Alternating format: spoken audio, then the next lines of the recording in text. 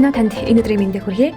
Цахим орчинд амжилттай ажиллах ур чадвар хичээлийн 4 дахь хичээл эхэлж байна. Өнөөдрийн хичээлээр бид хэрхэн амжилттай хайлт хийх вэ гэдгийг сурах болно. За, бид өнгөрсөн 2 удаагийн хичээлээр Canva болон Glorify гэсэн сайтуудыг ашиглаад өөрийнхөө хийх хүсэж байгаа тэр бүх их бэлтгэлүүдээ мэргэжлийн хэмжээнд хийх ийм боломжуудыг сурсан. За тэгвэл бидэнд тулгарч байгаа нэг асуудал нь юу вэ гэх юм бол чанартай зохиогчийн эрхийн зөрчилгүй зургуудыг хэрхэн яаж хаанаас олох вэ гэдэг хэрэгцээ шаардлагатай тулгардаг. За жишээлбэл бид нар бол өмнө дандаа Google дээрээс одоо Google-ийн хайлтын системээс бид нар хайлтуудаа хийдэг байсан тийм ээ. За жишээлбэл бид нар Google-ээс хайгаад үзье л да. Sun гэ хайгаад үзье.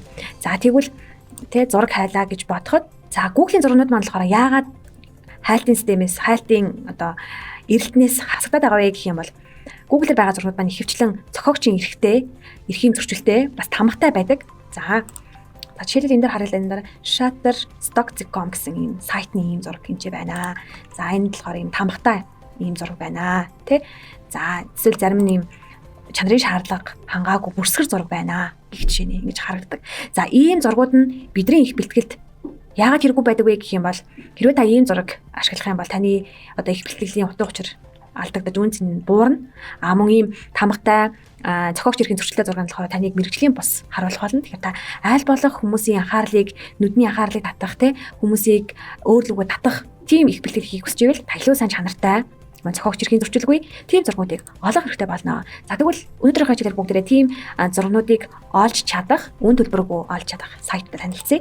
За хамгийн түрүүнд та бүхэндээ Unsplash гэсэн сайтыг танилцуулъя. За энэ сайтын маань онцлог нь гэх юм бол мэргэжлийн гэрэл зурагчид өөрсдийнхөө зургийг байрлуулж тэр зургуудыг үн төлбөргүйгээр татаж авах боломжтой юм зураг байдаг. За тэгвэл бүгдээрээ зүүн гар талаас ахлаа тайлбарлаад явъя. За энэ search гэсэн хэсэг дээр маш өндөр чанартай зургуудыг хайх боломжтой гэж гарч ирж байна. За тэгвэл бүгдээрээ энэ дээр хайж үзье.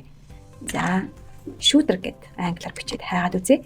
За тэгвэл бидэнд ийм олон зургууд одоо боломжууд гарч ирж байна. За тэгвэл бүгдээрээ энэ зургийг хараад үзье л та тий. Энэ зургийн дээр цааталт харагдаж байгаа бүлүүр тий.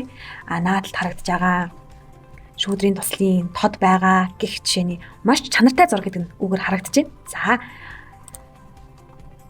энэ зургийг хэрвээ би өнөөдөр би их бэлтгэлээ ашиглая гэж бодоод татаж авахыг хүсвэл энэ баруун доод болонд байгаа download фото гэсэн доош харсан зургааны дарвал энэ зураг маань таны компьютерийн download гэсэн хэсэгт автоматар орж хадгалагдсан байх болно. За тэгвэл бүгдээ энэ хайлтын системээ илүү найруулахын тулд ийш харъя л да. За энэ болохоор таны зураг хөндлөн байх юм уу? Та эсвэл ийм хөрөг зураг шиг зураг, бусаа зураг хайж гин үү? Эсвэл яг тэг дөрвөлжин зураг хайж гин үү? За эсвэл тэ ямар өнгийн зураг хайж гин? За цэнхэр өнгөтэй шүүдрийн зураг хайж гин үү гэх мэтчлэн тэ. За хизээнийх сүүлийн үеийнх юм уу? Хуучных юм уу? Гэх жишээний ингэж илүү хайртай нарийжлах ийм боломжтой байдаг. За тэгээд мөн ийш оронгууд та эсвэл ингэ татаж авч болно. Download free гэсэн дээр дараад татаж авах боломжтой. За тэгвэл бид нар энэ дахиад нэг цонх гарч ирж байна те. Say thanks гэсэн цонх гарч ирж байна. За энэ болохоор юу судалтай үг гэх юм бол таны татаж авч байгаа энэ зургийг энэ Arm Burden гэдэг зурагчин аваад тавьсан байна. Тэгэхээр та энэ зурагчинд та баярлаа гэж хэлэх үү гэсэн ийм хүсэлт гарч ирж байгаа. Та тэгэхээр баярлалаа гэж хэлж болно. Эсвэл хэлэхгүйгээр зүгээр X-тэй гарсан ч болно. За тэгвэл бүгдээ өөрсдийнхөө download гэсэн хэсэг рүү орж үзье. За компьютерийн download руу орлоо. За нөгөө түрүүний татсан зураг маань бас маш гоо өндөр чанартай хിവэрээ бидэрт хадгалагдсан байгааг та бүхэн харж байна те. За гих жишээ нэ бид нар Unsplash-аас ингэж зураг хайх боломжтой байх нэ. За тэгвэл та бүхэндээ дараагийнхаа сайтыг танилцуулъя. За энэ болохоор FreePic гэсэн сайт байна. За энэ сайтанд болохоор Unsplash болохоор илүү фото зурагтай гэрэл зураг тал руугаа байсан бол за энэ дээр болохоор маш олон сонголт байдаг. За зүүн талаас харъя тийм ээ. За вектор зургийн сонголт байна. Фото зургийн сонголт байна. За PSD буюу Photoshop дээр ажиллах боломжтой ийм сонголт байна. За одоо collection буюу юм цуглуулга зураг байна. За ийшээ бүгд орж үзье. За цуглуулга зургууд нь болохоор ингээд та шууд аваад хэрэглэх боломжтой ийм зургууд бидэрт ингээд бэлдээд өгдөг байх нэ. За би бас өмнө Canva буюу 2 дугаар хичээл дээр бас та бүхэн сануулж ирсэн тийм ээ. Зарим зургууд ийм тэтэмтэй премиум юм уу эсвэл pro гэж бичсэн байвал энэ зураг маань төлбөртэй зураг шүү. Хэрвээ та үнэхээр заашгүй яг л энэ зураг хэрэглэхгүй л болохгүй байгаа бол та төлбөрийн төлөд ашиглаарай. Хэрвээ орлуулж болохоор зургууд байгаа бол та аль болох үнэгүй зургийг нь ашиглах ийм боломжтой байгаа шүү. За гэх мэтчлэн ийм зургуудыг бид нар татаж аваад өөрсдийнхөө их бэлтгэлтэд оруулаад хэрэглэх ийм боломжтой байдаг байна. За тэгвэл бүгд эндээс хайж үзье л да. За ингээд бэлэнтэй бүх төрлийн зураг гарч ирж байна. Illustrator, illustration, эсвэл vector зурагнууд, PNG гэдэг одоо хайлтанд орох бүх төрлийн зурагнууд эндээс гарч ирж байгаа. Тэгэхээр та энэ зургийг аваад өөрийнхөө хэрэгцээ шаардлагаандаа тохируулаад хэрэглэх боломжтой. За тэгээд үнийгээ та олоо. Ингээд download хийгээд татаж болно. Мөн таны download цэсэнд орноо. За тэгвэл бүгдээрээ дахиад дараагийнхаа сайтаа танилцъя. За энэ болохоор Pixels гэсэн сайт байна.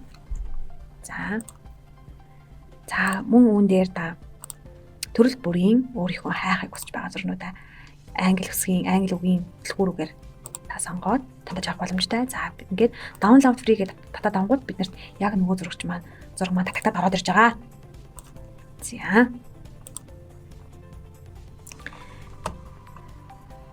За мөн дараагийн сайт болохоор Pixabay гэсэн сайт байна. За энэ сайт нь болохоор өмнөх сайтуудаас юугаар ялгаатай вэ гэх юм бол энд видеонууд байдаг. За 4K 1080 гэсэн өргөтгөлтэй маш сайн чанартай одоо таны реклам эсвэл одоо видео рекламд хэрэгтэй, промод хэрэгтэй ийм зургууд видеонууд ингээ бэлэн байж идэг. Тэгэхээр та эндээс сонголтоо хийгээд татаж авах, үнэгүй татаж аваад хэрэглэх боломжтой байдаг. Зохиогч эрхийн зөрчилгүй учраас таны хийсэн их бэлтгэл болон таны хийсэн видеонд тань Facebook ч юм уу, YouTube ч юм уу ямар нэгэн хязгаарлалт тавих юм боломжгүй. За бүгд хайгаад үзье л да тий видео дотроо. За ингээд нар гэж хайсан хайлт маань гарч ирсэн видео энэ байна.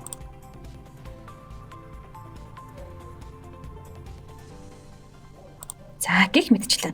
За үүнийг бид зөвхөн free download хийгээд за ямар өргө төглөөр татах уу, ямар хэмжээтэй татах уу гэдгээ сонгоод download хийх ийм боломжтой байдаг байх нэ. За мөн түүнтэй адилхан нэгээс энэ видеог хийсэн те хүнд та баярлаа гэж хэлэх үү буюу гэсэн юм сонголт гарч ирж байгаамаа. За тэгээд дөрөвнийхээ бүгдээрээ татаж авсан видеог харъя. За гих мэтчлэн үнэгүй үн төлбөргүй зохиогч эрхийн зөрчилгүй зураг болон видеонуудыг дуунуудыг ийхүү хайж олоод бид нар өөрсдөө их бэлтгэлтэй видео эвлүүлгэндээ оруулах боломжтой байна. За тэгвэл их бэлтгэл хийхэд бидэнд тулгардаг бас нэгэн асуудал байдаг. За энэ нь болохоор за миний хувьд болохоор өнгөний зохицуулалтыг одоо сайн зохицуулж тааруулж чадахгүй байх ийм асуудал тулгардаг. За тэгвэл би үүнийг яаж хийдэг вэ гэвэл Color Palettes гэсэн сайт дээр colorpalettes.net гэсэн сайт байна. За энэ сайт руу оронгууд бүх төрлийн өнгөний зохицуулалтыг та харах боломжтой байдаг. За одоо зарим нэг завсрын өнгүүдийг те яаж холвол одоо илүү гоё харагдах уу? Одоо манай брендийн өнгө бол улаан өнгийг өөр юудаа зохицуулах боломжтой вэ гэдэг өнгөнүүдээ бид эндээс харах боломжтой байдаг. За улаан өнгө, хүдэн өнгө те. За энэ өнгөнүүдийг хэрхэн яаж зохицуулах уу гэсэн одоо санааг эндээс авах боломжтой. За мөн өнгөнүүдээ эндээс сонгоод хайлт хийгээд авах ч боломжтой байдаг.